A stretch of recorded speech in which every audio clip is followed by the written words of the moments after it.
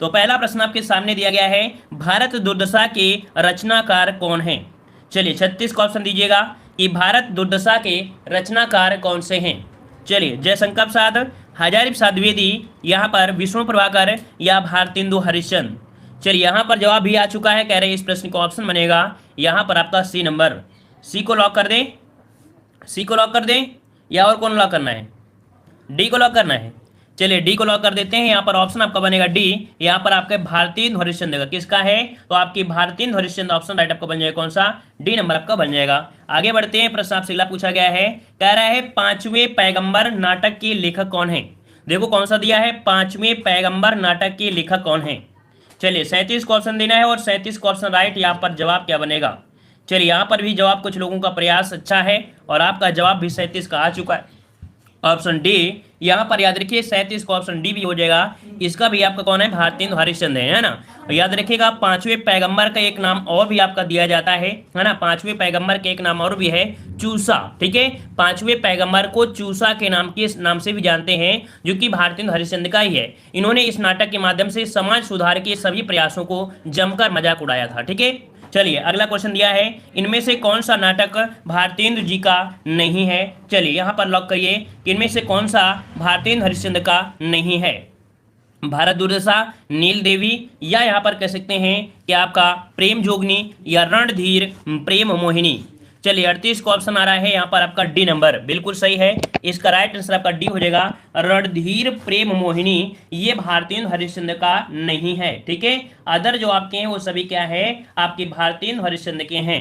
रणधीर प्रेम मोहिनी है किसका, ये किसका है, तो लाला श्रीनिवास दास ना, आपने नाम सुना होगा, लाला श्रीनिवास दास आपने नाम सुना होगा। उन्हीं की आपकी है, जो कि 1878 में, कब 1878 में ये कह सकते हैं कि आपकी मतलब कह सकते हैं आई थी, ठीक है। चलिए यहाँ पर आते हैं अगले प्रश्न को। प्रश्न आपसे अगला पूछा गया है, यहाँ पर दिया गया है, निम्न में से कौन सा नाटक भारतेंदु हरिश्चंद्र का नहीं है। चलिए यहाँ पर लॉक करिए कि कौन सा नाटक भारतेंदु हरिश्चंद्र का नहीं है। नहीं है आपसे पूछा गया है, भारत दुर्दशा, संयोगिता स्वयंवर, या विशस्य विस्मौसधम, या यहाँ पर नील देवी। कौन सा बनेगा, चलिए यहाँ पर ऑप्शन देना है और लॉक करना है। ऑप्शन कौन हो जाएगा 39 नंबर में। चलिए 39 का ऑप्शन यहाँ पर आ रहा है बी नंबर। तो याद रखिएगा बी नंबर जो आपका दिया है, संयोगिता स्वयंवर। कौन, संयोगिता स्वयंवर, या आप कह सकते हैं भारतेंदु हरिश्चंद्र का नहीं है। तो आपका जवाब क्या बनेगा, यहाँ पर बनेगा बी नंबर, ठीक है। आगे बढ़ते हैं, प्रश्न आपसे अगला पूछा गया है, कह रहा है निम्नलिखित में से कौन सी भारतेंदु की कौन सी रचना आपकी नहीं है, मतलब कौन सी रचना नाट्य रस नहीं है। चलिए 40 नंबर दीजिएगा। 40 नंबर में पूछा गया है कि निम्नलिखित में से भारतेंदु की कौन सी रचना नाट्य रासक है। नाट्य रासक है, नाट्य रासक है आपसे पूछा गया है। तो यहाँ पर ऑप्शन ये हो जाएगा भारत दुर्दशा। क्या आपका, भारत दुर्दशा आपका हो जाएगा, ठीक है। और आते हैं अगले प्रश्न को। प्रश्न आपसे अगला पूछा गया है, यहाँ पर दिया है, हिंदी का प्रथम दुखांत नाटक कौन सा है। नोट करिएगा, इस प्रश्न को नोट करिएगा सभी लोग। हिंदी का प्रथम दुखांत जो नाटक है वो आपका कौन सा है। चलिए यहाँ पर जवाब दीजिए, सही जवाब क्या बन जाएगा। चलिए यहाँ पर जवाब आ चुका है 41 में। याद रखिए दुखांत नाटक आपका है रणधीर प्रेम मोहिनी। कौन, रणधीर प्रेम मोहिनी। ये कैसा है, तो रणधीर प्रेम मोहिनी हिंदी का प्रथम दुखांत नाटक है, ठीक है ना, जो कि अभी हमने बताया था लाला श्रीनिवास दास। किसका, लाला श्रीनिवास दास का आपका था, ठीक है। आगे बढ़ते हैं, प्रश्न आपसे अगला पूछा गया है कि संयोगिता स्वयंवर है। संयोगिता स्वयंवर है क्या, नाटक है, उपन्यास है, कहानी है। तो अभी हमने यहाँ पर बताया, अभी हमने आपको बताया था कि संयुक्ता स्वयंवर क्या है, एक नाटक है। क्या है भाई, तो नाटक है। इसका राइट आंसर आपका क्या बनेगा, यहाँ पर ये नंबर हो जाएगा। ये क्या है, एक नाटक है, ठीक है। क्या है, नाटक है, याद रखिएगा, ठीक है। आगे बढ़ते हैं, प्रश्न आपसे अगला पूछा गया है, क्या आपसे यहाँ पर श्रीनिवास दास द्वारा रचित नाटक नहीं है। श्रीनिवास दास द्वारा रचित नाटक नहीं है। त्राप्ता संवरण, कलि कौतुल रूपक, रणधीर प्रेम मोहिनी, या संयुक्ता स्वयंवर। तो अभी आपने देखा कि आपका संयुक्ता स्वयंवर भी है। याद रखिएगा संयुक्ता स्वयंवर किसका है, श्रीनिवास दास का है, रणधीर प्रेमोनी भी है, ठीक है ना, और आपका कौन है, तृप्ता संवरण भी है। तो इसका मतलब है कि ऑप्शन आपका बी हो जाएगा। यहाँ पर कलि कौतुक रूपक ये कह सकते हैं, ये आपके नहीं है इसका, इसके रचनाकार कौन है, तो आपके पंडित प्रताप नारायण मिश्र। कौन बनेगा, यहाँ बनेगा पंडित प्रताप नारायण मिश्र। किसका आपका है, तो पंडित प्रताप नारायण मिश्र का है, याद रखिएगा पंडित प्रताप नारायण मिश्र का है, ठीक है। आगे बढ़ते हैं। हाँ, याद रखिए इस रूप का नाटक वो किशोरीदास नीच कपटी व्यभिचारी प्रकृति का इसमें बताया गया है, ठीक है। चलिए अगला है चौपट चपेट नाटक के लेखक कौन है। चलिए बताइए चौपट चपेट नाटक के जो लेखक हैं वो आपके कौन हैं। यहाँ पर 44 नंबर का आपका जवाब बनेगा डी नंबर। यहाँ पर किशोरी लाल गोस्वामी कौन है भाई, तो किशोरी लाल गोस्वामी है किसके, चौपट चपेट नाटक के आपके लेखक हैं किशोरी लाल गोस्वामी। आपका जवाब यहाँ पर आपका बन जाएगा, ठीक है। और इनके और भी आपके कह सकते हैं रचनाएं हैं, जैसे त्रिवेणी या सौभाग्य श्रेणी, है ना, ये इन्हीं के आपके हैं। आगे बढ़ते हैं, प्रश्न आपसे अगला पूछा गया है, कह रहा आपसे यहाँ पर श्रृंगार और वीर रस प्रधान नाटक कौन है, मतलब जिसमें से श्रृंगार रस भी हो और आपका वीर रस भी हो। तो श्रृंगार और वीर रस प्रधान जो नाटक है वो आपका है मयंक मंजरी। कौन, मयंक मंजरी बनेगा। इसका राइट आंसर आपका बनेगा ए नंबर, लॉक हो जाएगा, ठीक है। और ये कह सकते हैं कि आपके कब, तो आपके 1891 में, कब 1891 में ये नाटक आपका कह सकते हैं आया था, ठीक है, किशोरी लाल गोस्वामी के द्वारा। अगला क्वेश्चन आपसे दिया गया है, यहां पर दिया गया है सूर्य की अंतिम किरण से सूर्य की पहली किरण तक किसकी नाट्य कृति है। सूर्य की अंतिम किरण से सूर्य की पहली किरण तक किसकी नाट्य कृति है, 46 नंबर में। यह सुरेंद्र वर्मा की, किसकी है, सुरेंद्र वर्मा की है, ठीक है। ऑप्शन बनेगा ए नंबर आपका हो जाएगा, ठीक। 8वां सर्ग किस विधा की पुस्तक है। 8वां सर्ग किस विधा की पुस्तक है, मतलब 8वां सर्ग है क्या, तो ये है क्या, तो याद रखिए ये आपका नाटक है। क्या है, नाटक है। ऑप्शन आपका बनेगा बी, ये नाटक है जो कि आपके किसके द्वारा, तो आपके सुरेंद्र वर्मा, किसके द्वारा, सुरेंद्र वर्मा के द्वारा ये नाटक आपको कह सकते हैं रचित किया गया है, जो कि कालिदास के कुंभा संभव के 8वें सर्ग के आधार पर केंद्र मानकर कह सकते हैं किया गया है, ठीक है, कुमार संभव के 8वें सर्ग में। अगला प्रश्न आपसे पूछा गया है, कह रहा है हनुष नाटक की रचनाकार कौन है। ये क्वेश्चन तो आपको बहुत बार पूछा गया है, ये क्वेश्चन तो बहुत बार पूछा गया है एग्जामों में। तो यहाँ पर दिया गया क्या, हनुष नाटक के रचनाकार कौन से हैं। चलिए जवाब दीजिए भाई सभी लोग। चलिए यहाँ पर लाइक सभी कर दीजिएगा जितने लोग जुड़ चुके हैं, जितने भी लोग जुड़ते हैं, है ना, चाहे कम हो। तो देखो यहाँ पर 48 का ऑप्शन बनेगा कौन, सी नंबर। ये क्वेश्चन बहुत बार पूछा गया है कि जो हनुष नाटक है ये आपके रचनाकार कौन है, तो आपके भीष्म साहनी है, जो कि आपके 1977 में, कब, 1977 ईस्वी में ये आप कह सकते हैं इसकी रचना की गई थी, ठीक है। ऑप्शन बनेगा कौन सा, यहाँ पर सी नंबर हो जाएगा। अगला प्रश्न आपसे पूछा गया है, यहाँ पर आपसे दिया गया है क्या, कह रहा है कबीरा खड़ा बाजार में सबकी मांगे खैर, ना कोई से दोस्ती ना काहू से बैर, है ना। ये कह सकते हैं पूरी की पूरी एक पंक्ति है, और ये जो आपका है तो आपका 49 नंबर में बनेगा ऑप्शन बी। ये आपका भीष्म साहनी का है, किसका है, भीष्म साहनी का है। ऑप्शन बनेगा आपका बी नंबर आपका हो जाएगा, ठीक है।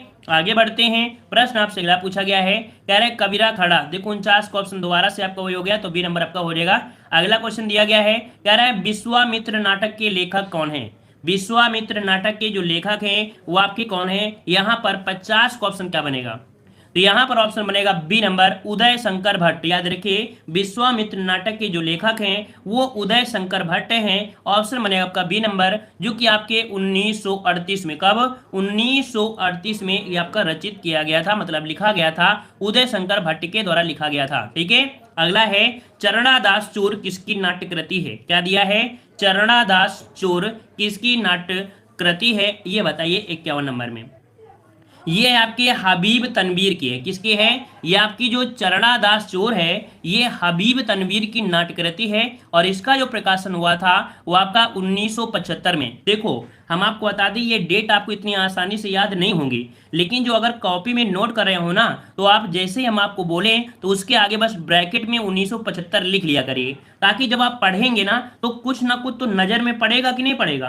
काफी लोग सोचते होंगे कि ये सर 1975 या कैसे इतनी डेट कैसे याद होगी। तो जब कॉपी में आप लिखोगे ना, जैसे ही आप लिखे कि चरणादास किसकी रचना है, तो आप लिखोगे क्या, आपकी हबीब तनवीर की है। तो जैसे ही आपको आए चरणादास चोर, उसके आगे तुरंत लिखिए 1975। तो जब बार बार रिवीजन करोगे ना तो ये आपकी याद हो जाएंगी, ठीक है। अगला क्वेश्चन यहाँ पर पूछा गया है, कह रहा है देखो यहाँ पर कुछ पॉइंट आपको दे भी दिए गए हैं, कि चरणादास चोर हबीब तनवीर की नाट्यकृति है, इसका प्रकाशन 1975 में हुआ। इसके अन्य प्रमुख नाटक कौन है? आगरा बाजार, है ना, आगरा बाजार किसका है? चरणदास चोर का है, ठीक है, चोर का है। शतरंज के मोहरे, ये भी इन्हीं का है। लाला सोहरत राय इन्हीं के है। मिट्टी की गाड़ी, जो कि आपका कई बार पूछा गया है, चरणदास चोर हो जाएगा, है ना।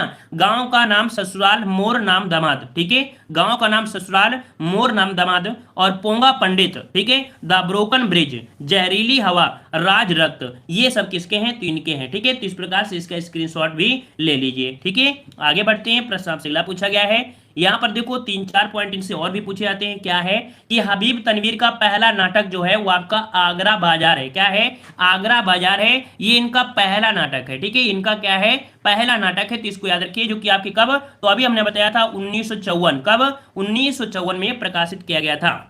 चरणादास चोर एडविन वर्ग इंटरनेशनल ड्रामा फेस्टिवल में पुरस्कृत होने वाला पहला भारतीय नाटक भी यही था, ठीक है। तनवीर को थिएटर का विश्वकोश भी कहा जाता है, तनवीर को थिएटर का विश्वकोश भी कहा जाता है। तनवीर अच्छे अभिनेता भी रहे हैं, निर्देशक भी रहे हैं, नाट्य लेखक भी रहे हैं, गीतकार भी हैं, कवि हैं, गायक है और संगीतकार है। मतलब कोई ऐसी चीज इनसे नहीं छूटी है जो कह सकते हैं कि आपके इनसे छूट जाए, ठीक है। चलिए आगे बढ़ते हैं। लहरों के राजा हंस के नाटक कौन है? लहरों के राजा हंस के जो आपके नाटककार हैं आपके कौन हैं? कई बार आपने पढ़ा है इस प्रश्न का जवाब, उम्मीद है कि सबके जवाब सही आना चाहिए। चलिए, लहरों के राजा हंस, सबको जवाब आना चाहिए, हम सबके जवाब देख रहे हैं। चलिए, यहां पर ऑप्शन ए आ रहा है, सभी का जवाब ए आ रहा है। चलिए, प्रयास अच्छा है, बिल्कुल जवाब सही है। लहरों के राजा हंस किसका है? आपके मोहन राकेश का है, जो कि आपके 1963 में, कब? 1963 में आपका लिखा गया था, ठीक है। और यहां पर देखते हैं, शायद हमने, हाँ देखो यहां पर लहरों के राजा हंस की आपकी कौन है? मोहन राकेश है ना, मोहन राकेश है। तो आपको बता दें कि आषाढ़ का एक दिन, क्या? तो भाई एक पॉइंट और भी पूछा जाता है इनका कि आषाढ़ का एक दिन किसका है? तो ये इन्हीं का आपका है। आधे अधूरे, ये भी किसका है? लहरों के राजा हंस, मतलब कह सकते हैं मोहन राकेश का ये है ना। 3 बहुत पूछे जाते हैं, आषाढ़ का एक दिन किसका है और आधे अधूरे किसका है, तो ये बहुत पूछे जाते हैं, ठीक है। आगे बढ़ते हैं, प्रश्न आपसे अगला पूछा गया है। कह रहा है आपसे यहाँ पर देखो, यहाँ पर शायद हमने ले भी लिया है, आपको देखिए कह रहे लहरों के राजहंस 1963 में, है ना। आषाढ़ का एक दिन, आधे अधूरे, है ना, ये किसके हैं? आपके मोहन राकेश का है। वहीं पर विष्णु प्रभाकर के कौन से हैं? तो आपके डॉक्टर, ठीक है। युगे युगे क्रांति, टूटते परवेश, कुहासा और किरण, डरे हुए लोग, वंदिनी, अब और नहीं, सत्ता के आर पार, श्वेत कमल, ये किसके हैं? विष्णु प्रभाकर के हैं, ठीक है, विष्णु प्रभाकर हैं। यहाँ पर देखो 3-4 पॉइंट और लिखे गए हैं कि मोहन राकेश प्रयोगशील नाटककार थे। कैसे हैं? तो मोहन राकेश कैसे हैं? प्रयोगशील नाटककार थे। दूसरा है कि आषाढ़ का एक दिन नाटक कालिदास के काल्पनिक जीवन वृत्त पर आधारित है, ठीक है। तीसरा है कि लहरों के राजा हंस का कथानक अश्वघोष की सौंदर्यानंद कृति पर आधारित है। 5वां पॉइंट दिया है, आधे अधूरे नाटक मध्यम वर्ग के पारिवारिक जीवन की समस्या पर आधारित है। तो इसका स्क्रीनशॉट ले लीजिएगा, ठीक है ना। चलिए आते हैं अगले प्रश्न को। प्रश्न आपसे अगला है, आषाढ़ का एक दिन के रचनाकार कौन है? चलिए जवाब दीजिए, स्क्रीनशॉट लेते रहिए और जितना हम बोलते जाए उसको नोट करते रहिए, ठीक है। चलिए, यहां पर आषाढ़ का एक दिन किसका है? सब लोग जवाब दीजिए, इस प्रश्न का जवाब क्या हो जाएगा? चलिए, ऑप्शन बी आ रहा है, कह रहे हैं ऑप्शन बी होगा, बिल्कुल सही है, ऑप्शन बी ही यहां पर हो जाएगा। कौन? तो मोहन राकेश, आपका जवाब बिल्कुल सही हो जाएगा। क्लियर है? चलिए तो आगे बढ़ते हैं। प्रश्न आपसे अगला पूछा गया है, आषाढ़ का एक दिन के रचनाकार कौन है? तो क्वेश्चन आपका वही आपका ले लिया गया था। अगला दिया है, निम्नलिखित में से मोहन राकेश निम्नलिखित एक नाटक है। कह रहा है मोहन राकेश निम्नलिखित एक नाटक है, कौन सा है? चलिए, मोहन राकेश के द्वारा कौन सा नाटक यहाँ पर लिखा गया है? जल्दी से जवाब दीजिए, चलिए जल्दी से जवाब दीजिए। तो ऑप्शन डी आ गया है, कह रहे हैं ऑप्शन डी हो जाएगा, लहरों के राजा हंस, है ना। तो इस प्रश्न को आपने सही कर दिया। आगे बढ़ लेते हैं। कह रहा आपसे, इनमें से गौतम बुद्ध के आख्यान पर आधारित नाटक कौन सा है? इनमें गौतम बुद्ध के आख्यान पर आधारित जो नाटक है वो आपका कौन सा है? तो यहाँ पर आपका जवाब हो जाएगा कौन सा? D number. यहाँ पर आपका लहरों के राजा हंस आपका हो जाएगा, लहरों के राजा हंस मोहन राकेश का नाटक है। और यह भोग और अभोग, यह पार्थिव और अपार्थिव संघर्ष का नाटक है, ठीक है। यहाँ सुंदरी और गौतम बुद्ध की विपरीत जीवन वृत्तियों के बारे में यहाँ पर बताया गया है, ठीक है। चलिए, यहाँ पर दिया है कौन सा नाटक मोहन राकेश कृत नहीं है, मतलब मोहन राकेश के द्वारा कौन सा नाटक यहाँ पर लिखित नहीं है या कृत नहीं किया गया है। चलिए, यहाँ पर जवाब आ गया है, ऑप्शन देखो, यहाँ पर लहरों के राजा हंस इन्हीं की है ना, आधे अधूरे इन्हीं की है, आषाढ़ का एक दिन भी इन्हीं की है। तो याद रखिए यहाँ पर रक्त कमल, जो रक्त कमल है ये मोहन राकेश का नहीं है, ये है लक्ष्मी नारायण लाल। किसका है? लक्ष्मी नारायण लाल का है। किसका है? लक्ष्मी नारायण लाल जी का है ये रक्त कमल। ठीक है, चलिए आते हैं अगले प्रश्न को। प्रश्न आपसे अगला पूछा गया है, कह रहा आपसे यहाँ पर निम्न में से कौन सा नाटक मोहन राकेश का नहीं है। चलिए, निम्न में से कौन सा नाटक मोहन राकेश का नहीं है। चलिए यहाँ पर जवाब आ चुका है 59 का ऑप्शन सी आ रहा है, तांबे के कीड़े। याद रखिए तांबे के कीड़े ये है किसका? भुवनेश्वर का है। किसका है? लेखक का नाम है भुवनेश्वर, भुवनेश्वर है, इनके द्वारा आपका लिखा गया है। और भुवनेश्वर के द्वारा ऊसर नामक नाटक भी लिखा गया है। ठीक है, अगला प्रश्न आपसे पूछा गया है, कह रहा आपसे यहाँ पर कि महाभारत की कथा पर आधारित नाटक कौन सा है। चलिए यहाँ पर जवाब दीजिए, महाभारत की कथा पर आधारित नाटक कौन सा है। 60 नंबर जवाब दीजिए, महाभारत की कथा पर आधारित नाटक कौन सा है। तो यहाँ पर जवाब क्या हो जाएगा? अंधा युग। ठीक है, क्या है? अंधा युग, जो कि आपकी किसका है? धर्मवीर भारती का नाटक है। ये महाभारत की कथा पर आधारित है। ठीक है, याद रहेगा, याद रहेगा। देखो कोणार्क से क्वेश्चन बनते हैं। कोणार्क से क्वेश्चन क्या बनता है कि कोणार्क जगदीश चंद्र माथुर का नाटक है। किसका है?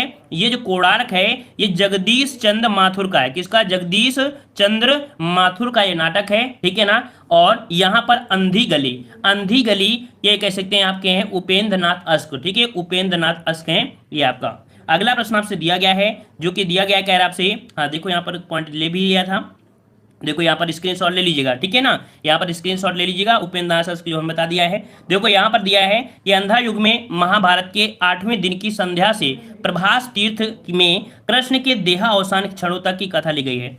मतलब कहा जाता है महाभारत के 8वें दिन की संध्या से लिया गया है और कृष्ण के देहावसान, मतलब देख सकते हैं कृष्ण के अंतिम समय तक की कथा इसमें से देखने को मिलती है आपके अंधा युग में, जो कि धर्मवीर भारती का है ना। अंधा युग ये क्या है? तो सशक्त आधुनिक त्रासदी है ना, आधुनिक त्रासदी है। अंधा युग क्या है? एक गीत नाट्य है। ठीक है, आते हैं अगले प्रश्न को। प्रश्न आपसे अगला पूछा गया है, कह रहे हैं शारदिया के नाटककार कौन है। शारदिया के नाटककार कौन है? तो शारदिया के नाटककार कौन बनेंगे 61 नंबर में। यहां पर ऑप्शन राइट आपका जवाब आपका बनेगा कौन सा? सी। यहां पर है जगदीश चंद्र माथुर। तो शारदिया के नाटककार कौन है? तो 61 का ऑप्शन बनेगा सी। आपके कौन है? तो आपके सी जगदीश चंद्र माथुर है, जगदीश चंद्र माथुर है। ठीक है, और ये नाटक पृष्ठभूमि ऐतिहासिक पर आपका आधारित आपका नाटक है। अगला दिया है, इनमें से जगदीश चंद्र माथुर का नाटक नहीं है। जगदीश चंद्र माथुर का नाटक नहीं है। तो देखो यहाँ पर कह सकते हैं कौन कौन सा नहीं है। तो देखो यहाँ पर कह सकते हैं 62 वाले में देखिए कोणार्क इन्हीं का है, जगदीश चंद्र माथुर का है। ठीक है, और शारदिया भी इन्हीं का है, पहला राजा भी इन्हीं का है ना। लेकिन यहाँ पर अंधा युग नहीं है। अच्छा, अंधा युग है किसका? तो आप लोग कमेंट करिए जल्दी से। देखो हमने बताया इनके कौन कौन नाटक थे, है ना। जगदीश चंद्र माथुर के एक तो कोणार्क हो गया, है ना, पहला राजा, दशरथ नंदन, रघुकुल रीति, है ना, ये कह सकते हैं इन्हीं के हैं। रघुकुल रीति इन्हीं की है, जो कि कह सकते हैं किसकी? जगदीश चंद्र माथुर की है। क्या? रघुकुल रीति, जो कि रामचरितमानस पर आधारित है। अगर क्वेश्चन पूछे कि रघुकुल रीति ये नाटक है किस पर आधारित है, तो दशरथ नंदन नाटक जो आपका कह सकते हैं कि इसमें दशरथ नंदन, है ना, दशरथ नंदन वो रामचरितमानस पर है। चलिए ऑप्शन आएगा तो आप लोग जवाब दे दोगे। चलिए यहाँ पर दिया कोणार्क नाटक की रचना किसने की। चलिए यहाँ पर बताइए कोणार्क नाटक की रचना किसने किया था। चलिए यहाँ पर है, जल्दी से जवाब दीजिए क्योंकि इस प्रश्न को हमने देखो बता भी दिया है। कोणार्क नाटक आपकी कौन है? तो जगदीश चंद्र माथुर, है ना। ऑप्शन बी आ रहा है, बी नंबर आपका बन जाएगा। अगला क्वेश्चन आपसे दिया गया है, कह रहा है सती चंद्रावली और अमर सिंह राठौर नाटकों की रचना किसने की है। सती चंद्रावली और अमर सिंह राठौर नाटकों की रचना किसने की है। यहाँ पर 65 का ऑप्शन क्या बनेगा? तो 65 का ऑप्शन बनेगा ए नंबर, राधा चरण गोस्वामी। कौन है? तो राधा चरण गोस्वामी ऑप्शन बनेगा 65 में। यहाँ पर ए नंबर हो जाएगा, राधा चरण गोस्वामी आपका हो जाएगा। जो कि देखा जाए कि आपके बहुत ही अच्छे मौलिक नाटक इन्होंने लिखा है, जैसे सुदामा नाटक, सती चंद्रावली, अमर सिंह राठौर, तन मन धन श्री गोसाई, है ना, ये लिखा है इन्होंने। आगे आते हैं, प्रश्न आपसे अगला पूछा गया है, कह रहा है सर्वेश्वर दयाल सक्सेना की नाट्य कृति का नाम क्या है। सर्वेश्वर दयाल सक्सेना की नाट्य कृति का नाम क्या है। यहाँ पर जवाब क्या बनेगा? सर्वेश्वर दयाल सक्सेना की नाट्य कृति। यहाँ पर याद रखिए बकरी। ठीक है, क्या है? तो सर्वेश्वर दयाल सक्सेना की नाट्य कृति क्या है? तो बकरी है।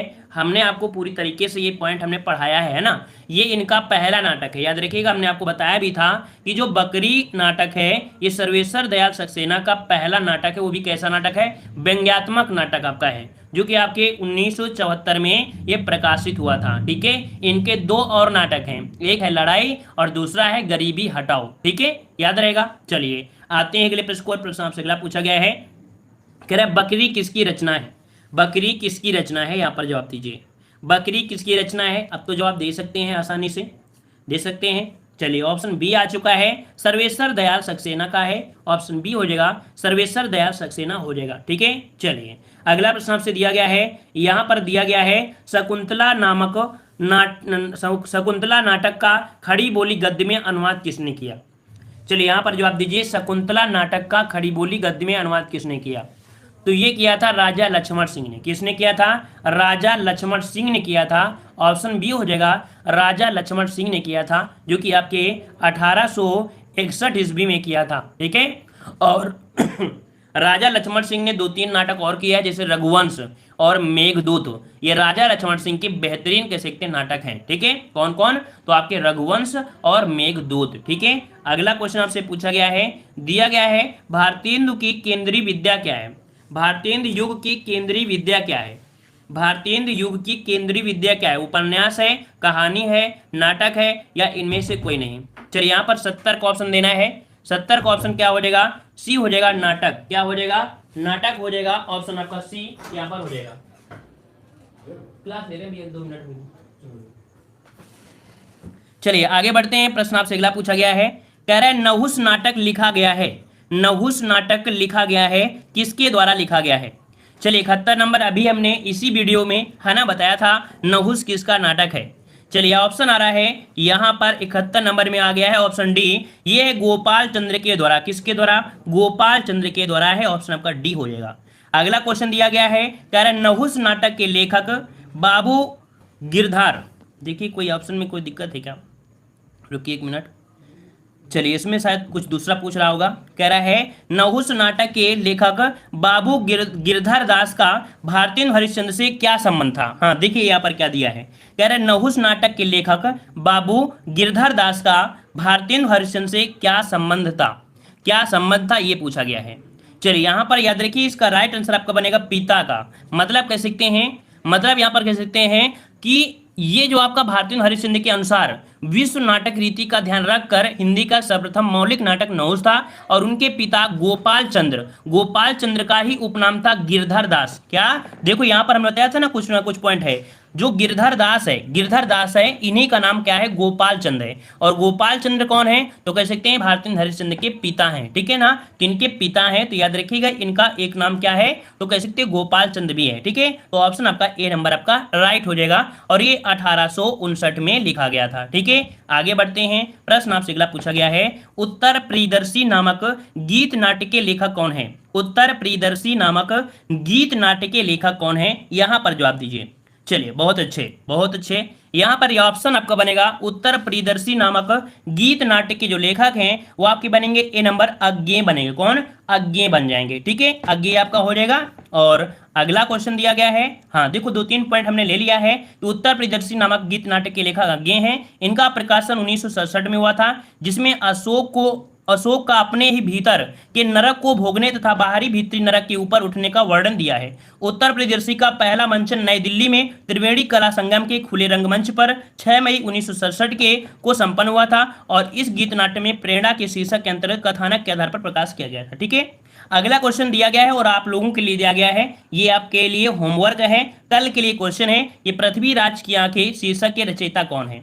इस प्रश्न का जवाब आप लोगों को कमेंट करने के लिए दिया गया है, मतलब होमवर्क के लिए दिया गया है। तो आप लोग होमवर्क करके कल आपको जवाब देना है। अगर आ रहा है तो आज ही जवाब दीजिए, नहीं तो कल जैसे ही क्वेश्चन हम आपको लेके आए तो आप पहले ही तुरंत जवाब दीजिएगा कि पृथ्वीराज की आंखें शीर्षक के रचयिता कौन है।